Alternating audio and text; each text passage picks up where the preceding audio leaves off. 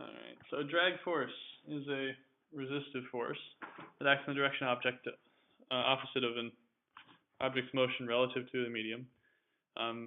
There is a force that we've mentioned that works like this. It's the force of air resistance.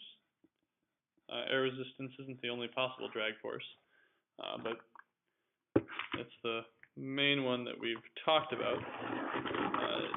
As it says here, drag forces are complicated to deal with because they're often dependent on velocity. Like, as you get faster, you're hitting more air molecules, so you're slowing down more, right? So the amount of force you're experiencing depends on your speed, right? But then the force causes acceleration, which changes your speed. So there's this sort of circular relationship. And anytime there's that kind of circular relationship, then you need calculus to do stuff to deal with it.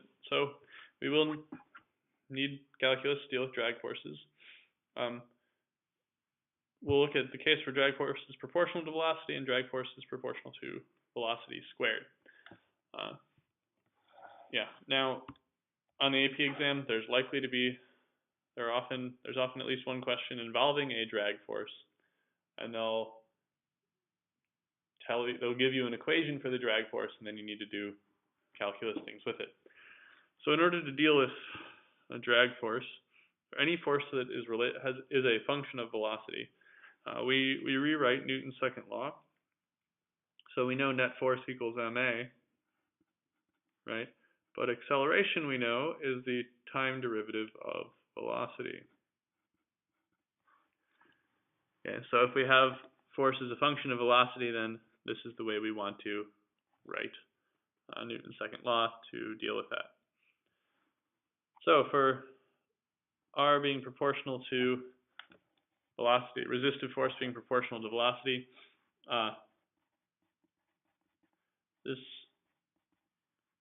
it tends to be the case for small objects falling through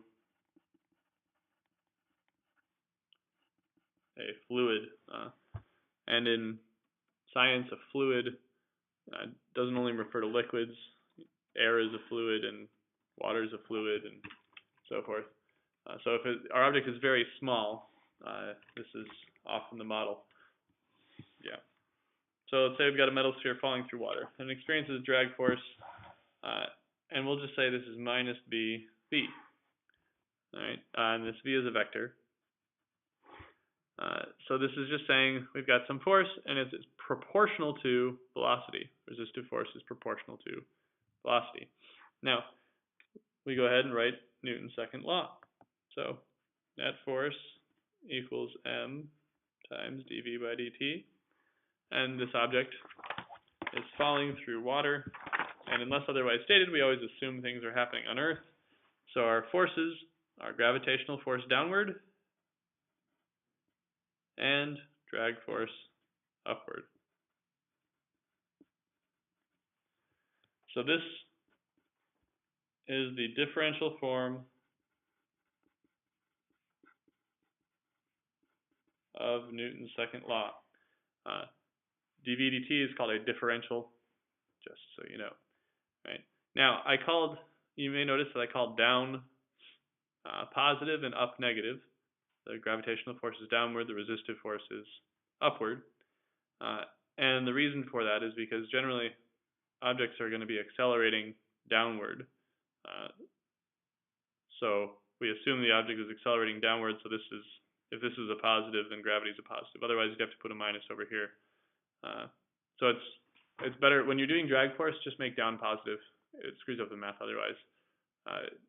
It's just easier. So what is the sphere's terminal velocity? Well, we talked about terminal velocity. Terminal velocity just means that an object is falling, and it's falling at such a rate that it reaches a constant velocity. And constant velocity means acceleration is 0. So we can just plug in 0 for our acceleration, because that's what happens at terminal velocity. And then we can just do algebra. Terminal velocity equals mg over b. So finding terminal velocity is typically the easy part of one of these problems. Now, find an equation for its velocity as a function of time. This is where we get into messy calculus things that you may or may not have done before. So find an equation for its velocity as a function of time. To do this, we're solving Newton's second law. This is what's called a differential equation. Okay, and in order to solve something like this, what you need to have, you need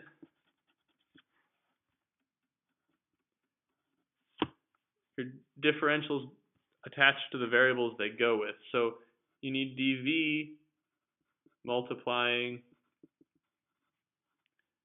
a function of v, and you need dt multiplying a function of t. All right. In order to integrate, you have to have that, and that's how we're going to get rid of our differentials and turn them into normal variables, is by integrating. Right. Now you may notice there are no t's in here. The thing is, we can have whatever variables we want wherever we want. Mass is going to be a constant, right? This b value is a constant. G is a constant, right? So those guys can be wherever they want. So in principle, you need dt multiplying a function of t. Well, this function of t happens to be a constant. There isn't going to be any t in there. But we cannot have a v attached to a dt because velocity is not constant with respect to time. So our velocity needs to be attached to the dv. And in order to do that, we have to, if we just add this over, then we'll have bv plus this stuff, but we can't have that. We need it multiplying dv in order to integrate. So we have to divide the mg minus bv. It has to all come together over to the velocity. Mass is a constant. It can be wherever it wants. I think it's easier to deal with if you have it over here. So this is the first step, is you split up your differentials. You put the dv on one side, the dt on the other side, and then you make sure you divide or multiply or whatever you need to do to get anything that has a v in it attached to the dv. Okay. From there, you integrate both sides. Okay. Now I didn't say this, but we'll assume the object is starting from rest. Well, actually, let's not assume that. Well, we won't assume the object is starting from rest. So to get rid of the differentials, we can integrate both sides of our equation. You can always do the same thing to both sides of the equation and be correct. With our bounds, we can say we're starting at t equals 0 and going to some time t. Now at t equals 0, we don't know what our velocity is, but we can say that it's v naught, and then at the end it's v final. Okay, the left side of this is easy. We have a constant times dt. The integral, the integral of a constant is just that times time. So on the left side, we just wind up with t over m. The right side may not be a thing that you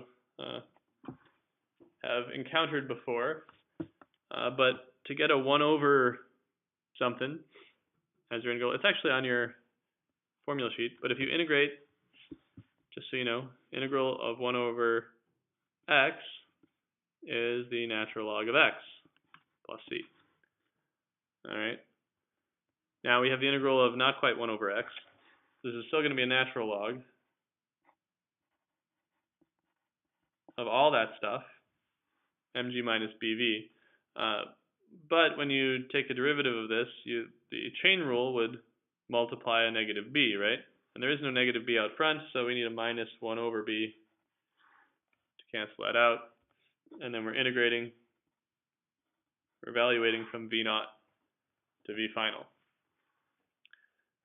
I'll throw this b over here because it's easier to deal with that way.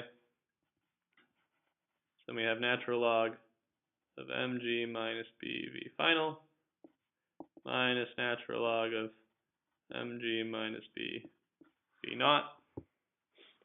And a common log property is that when you subtract two logs, you can divide the stuff inside the log.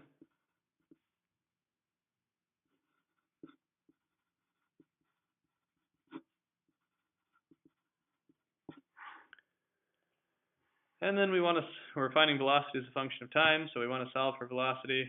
So we exponentiate both sides. We're solving for v final. So we have e to the minus bt over m, multiply the denominator over, mg minus bv naught. Subtract mg, divide by negative b.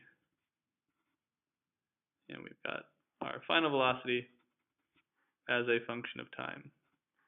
Woo! So that's nasty, and I can go over that with you again if you're